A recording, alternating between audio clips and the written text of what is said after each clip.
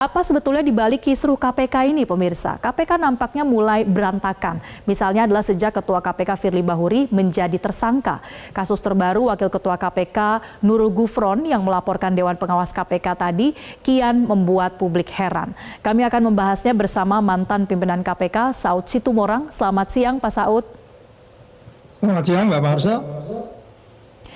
Pak Saud, kalau kita lihat dari rentetan contoh-contoh kasus yang tadi kami jabarkan, apa sebetulnya yang sedang terjadi di dalam internal tubuh KPK? Ya, yang jelas kalau kita lihat substansinya, apa yang terjadi, konflik tadi Mbak Marsha menyebutkan sejumlah konflik ya, dan kalau kita buat tuh sangat banyak konflik di dalam itu. Ya, kemarin ada emas hilang, itu lebih dari 50 bisa 100 lah kalau kita urut. Which is itu nggak pernah terjadi di sebelum Undang-Undang KPK yang baru ini, Undang-Undang 19 2019. Ini yang kita warning untuk pemerintah mendatang, pemerintahan baru untuk memikirkan ini. Jadi konflik-konflik ini kan sebenarnya yang berubah itu adalah yang saya sebut sebagai sebuah nilai. Nilai yang jauh berbeda dengan nilai Undang-Undang lama. Jadi nilai di kepala mereka itu berbeda sekali dengan yang kita kenal sebagai adanya nilai kejujuran, kebenaran, keadilan, dan kemudian ada 9 nilai, terus kemudian ada check and balance, kemudian ada egalitarian, terus ada kolektif kolegial yang baik, terus kemudian proses-proses penegakan hukum yang transparan, akuntabel, bebas dari konflik kepentingan. Itu kan sebenarnya persoalan-persoalan besar yang menyelimuti KPK, yang awalnya berdiri sebelum ada KPK itu berada di instansi penegak hukum lainnya. Nah, kemudian ketika berdiri KPK dia harus menyelesaikan ini, tapi ternyata dia berbagian dari masalah, dia tidak bisa menyelesaikan itu. Yang paling bergeser utama adalah, saya sudah katakan tadi lebih dari 100 kalau kita mau, banyak ya, mulai dari Undang-Undang 19 itu. Anda nggak bisa lupakan juga itu pemberhentian 57 orang, which is itu nggak jelas juga itu, banyak sekali. Yang intinya adalah egalitarian yang ada selama ini kita kenal, egalitarian itu equal, kesetaraan, dan seterusnya itu yang tidak ada, itu yang agak sulit.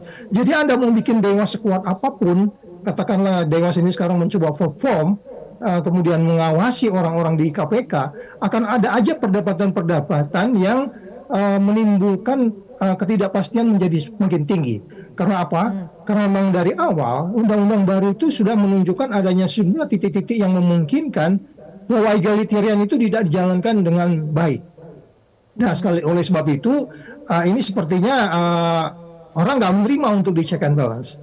Dulu kita salah pakai baju aja bisa diperingatin tertulis, dan media nggak ada yang tahu.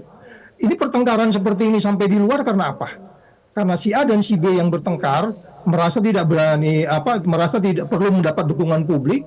Nah, kemudian yang satunya juga demikian. Sebab kalau kita bicara pertengkaran seperti ini kan di instansi di luaran juga banyak.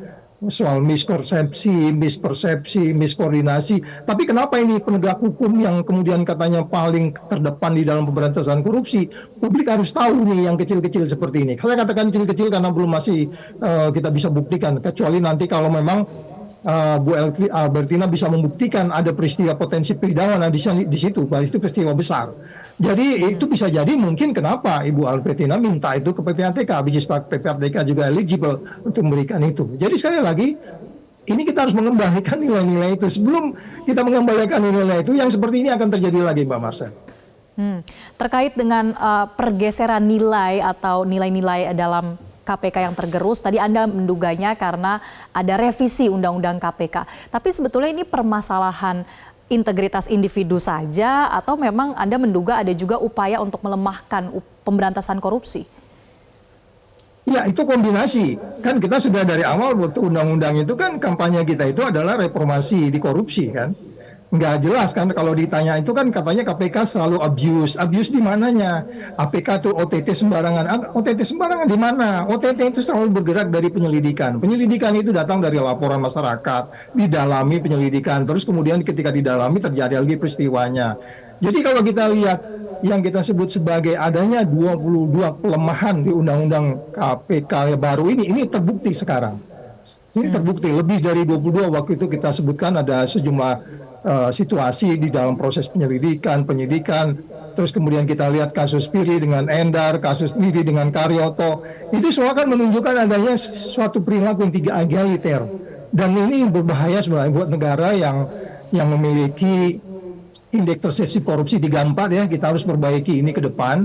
Karena kalau Mbak Marcel urut-urut, saya bisa membuat urutan banyak masalah di dalam yang membuat kita akan melihat, kita putus harapan melihat Badan Pemberantasan Korupsi. Jadi sekali lagi kombinasi orang dan peraturannya, Mbak. Jadi tidak hanya peraturannya, tetapi peraturan yang jelek kalau orangnya berintegritas ya sama, dan peraturan KPK yang lama itu juga kita akan minta waktu itu diperbagi, tapi bukan dilemahkan, dikuatkan. Dari situasi yang lemah itu pun undang-undang itu karena integritasnya tinggi, kemudian check and balance, dan yang disebut waktu itu adalah tidak ada dewan pengawas, tetapi pengawas internal yang sangat powerful.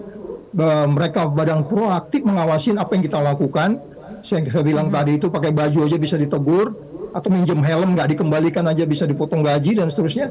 Jadi ini satu nilai yang sebenarnya sudah tidak ada di kepala, bahwa kita itu yang disebutnya selalu Pak Saud, kalau di KPK.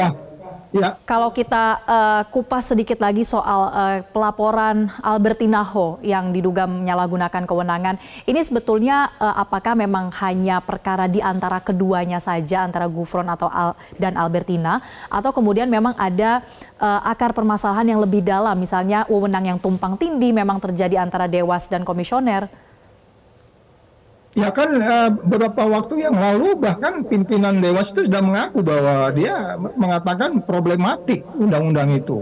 Ada persoalan yang sebenarnya membuat mereka juga akan sulit untuk kemudian firm, karena ada banyak pintu-pintu yang memungkinkan dia di-challenge ketika dia mulai bekerja. Ini contohnya satu ini, ya kasus ini yang dia baru meminta data keluar, di-challenge.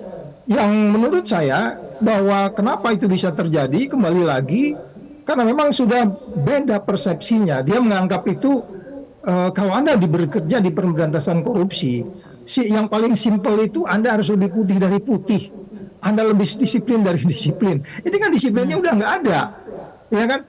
Kalau memang Anda di-challenge untuk diperiksa, ya hadirilah Dewas itu.